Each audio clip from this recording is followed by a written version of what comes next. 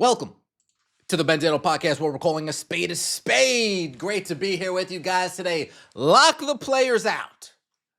Lock them out. Put some real pressure on them. Send them an email. Hey, if our proposal doesn't get finished by this date, from every day there on after, the offer will get considerably worse. This is our best offer. This is our final offer. We're done negotiating. Players want to go from 30% to 27%. Now they're asking for 26%. I've said this before and I'll say it again.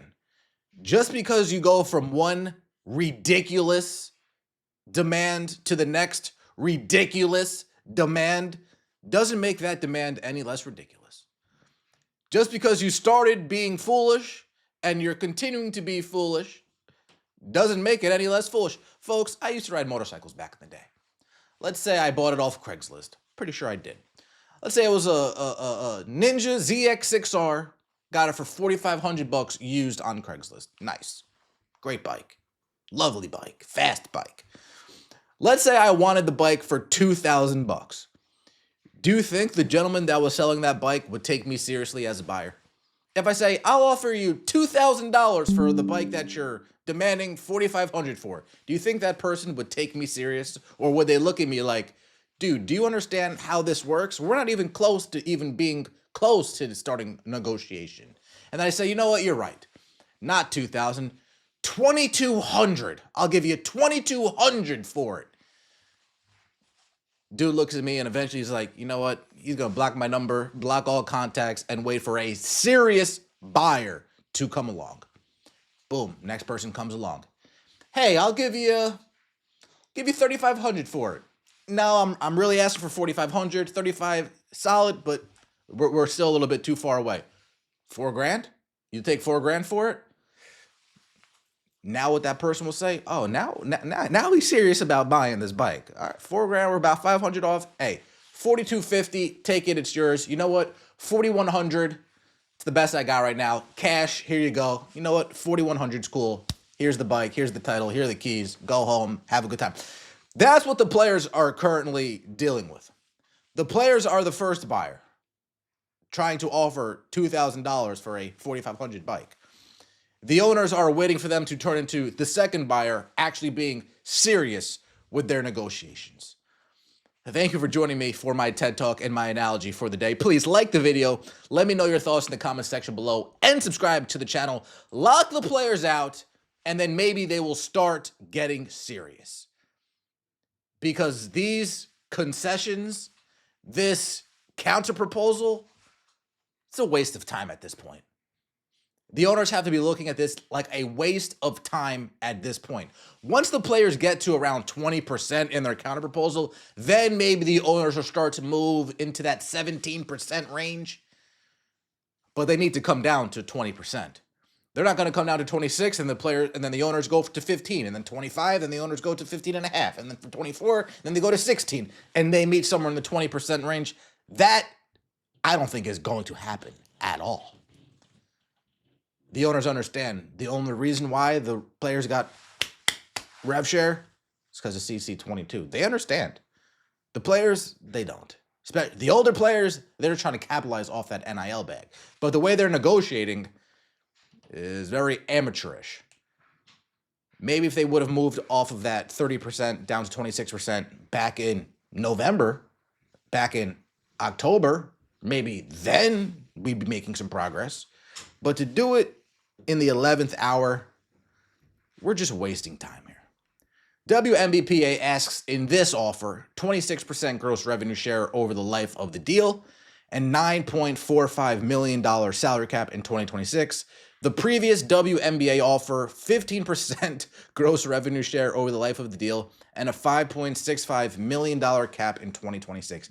Does it look like the players even try to come closer? Be honest with me. I know the number is less, but what did I say? Just because your offer goes from something foolish to something still foolish doesn't negate the fact that this offer is foolish in the first place. WNBA players make small concessions to league in CBA offer, an article by Annie Costable. Let's just start with the elephant in the room. It's funny how when the players make small concessions, they're reporting it as small concessions, but when the owners do it, we don't really use the same terminology, do we? The league told players on Monday the season would be at risk of delay if both sides didn't come to an agreement by March 10th. The WNBPA sent a proposal to the WNBA Friday evening that included slight changes to the share of revenue players are seeking and team-provided housing. In their latest proposal, shared with the league on February 17th, the union asked for a 27.5% share of total team and league revenue over the course of the deal. Ridiculous! Their latest asked for a 26% share over the life of the deal. Still ridiculous. I don't know why the players don't see that. Their proposed salary cap in year one is still roughly $9.45 million. This proposal is in response to the league's sent on February 20th, which did not budge from the previously proposed $5.65 million salary cap. The WNBA proposed share of revenue would not equate to more than 15% of total team and league revenue during the agreement. Now, we've already have proof that maybe there's an upswing, maybe there's an uptick. So the 15% is going to be much more valuable than what they are thinking it's going to be. And they're actually going to be able to take part in revenue share from now on. They never got that before. So maybe they're not actually even factoring that in. Oh, well, that's probably an extra $80,000 bonus. I'm assuming next year is better than this year. That's what the owners are. That's what their owners are hoping for. Next year is better than this year. You hope to grow. You don't hope to shrink. All right, well, then that's another $80,000. Oh, okay, fair enough. Both sides have been negotiating for nearly 16 months after the Players Association opted out of the current CBA on October 24th, and they opted out in a video, like a hype video. They've been acting like kids long before that we got into the weeds of these negotiations. They've been acting like children. The first CBA deadline came and went last October before both sides agreed to extensions. The first was a 30-day extension, followed by a 40-day extension. Negotiations entered a period of status quo. I was watching Dave Sampson, and I think he put it right. The owners need to say, this is my offer. This is my final offer. Every day after today that you don't accept this, the offer will get worse and worse and worse and worse. Really lay down the law. I know you put the deadline date, but that's just the deadline date for the season. Not the deadline date of we're not going to negotiate anymore. It's just the deadline date to when the season would start on time. Doesn't really, I know that puts some pressure on the players, but that doesn't really lay down the law like it should. If you say deal's not done by March 10th, March 11th, well, now we're at 14%. March 20th, well, now we're all the way down to 11.5% of team revenue. Let's get into some reactions because I actually enjoy seeing people be frustrated and fed up with this. Lets me know that people are waking up. Correct me if I am wrong, but WNBA offered 15% net revenue. Players Association is not negotiating in good faith. No business sense. You cannot ask for gross revenue. LMAO, unserious. Maybe the WNBPA will submit a proposal every day until March 10th with 2 percentage drops every submittal. Then we might get somewhere.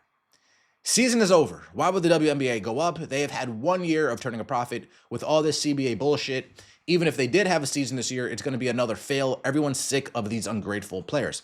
It's another possibility. I said the owners would hope it goes up year over year. You hope your business improves year over year. You hope it does. But what if it doesn't?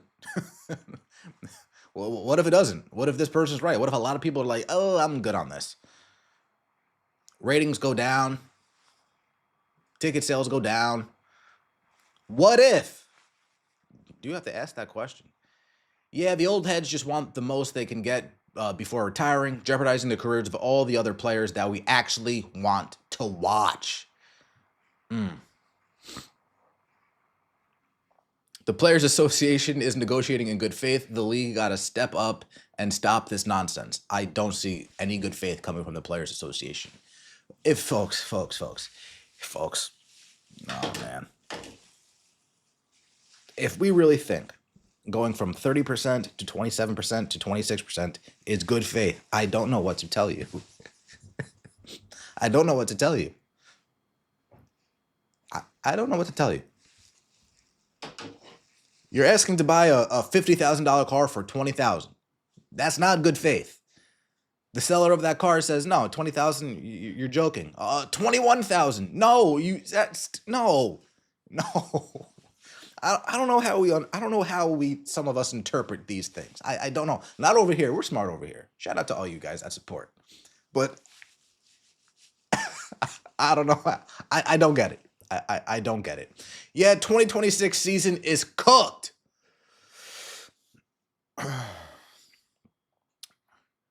Ridiculous. The WNBA don't even own their own league. Yep, that's part of it as well. If they own more than 42%, then I'm sure these numbers would look a little bit better. League needs to give a deadline by saying the deals only get worse from here. 26% ain't happening. I feel the league has already given their best deal. Absolutely, I would. Absolutely. Max seating capacity for Washington Mystics, 4,200. Atlanta Dream, 3,500. 22 home games. You on $9.5 million salary. Are y'all kidding me? Out to lunch. Got to ride the momentum and grow the game first before this can happen. The Players Association needs new leadership. Great point. If business is improving, you take this deal now, and then 3 years down the road when we renegotiate, when we go over these numbers again, that's when you ask for the 9. That's when you ask for the big enchilada. You don't do it at the first sign of hope. At the first sign of hope, you overextend and you overplay your hand. You don't do that. You got to slow play it until you really have proof of concept. Let me know your thoughts in the comment section below. I appreciate all of the support. Like the video and subscribe. See you next time, and as always, take it easy.